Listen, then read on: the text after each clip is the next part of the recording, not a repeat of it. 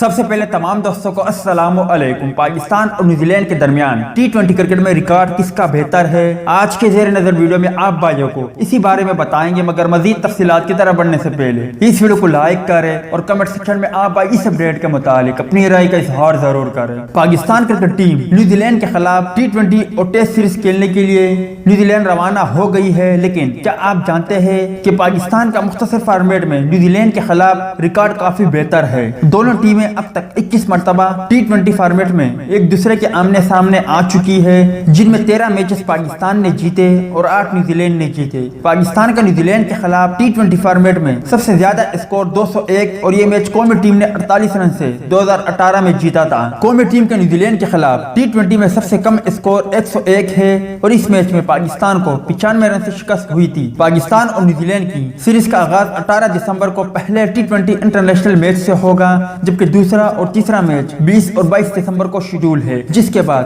دونوں ٹیموں کے درمیان پہلا ٹیسٹ میچ 26 دسمبر جبکہ دوسرا 3 جنوری کو کھیلا جائے گا۔ آپ بھائیوں کو کیا لگتا ہے کہ اس بار بھی پاکستان کرکٹ ٹیم ٹی20 سیریز میں کامیابی حاصل کر پائے گی یا نہیں؟ اس حوالے سے کمنٹ سیکشن آپ کے کمنٹس کا منتظر رہے گا۔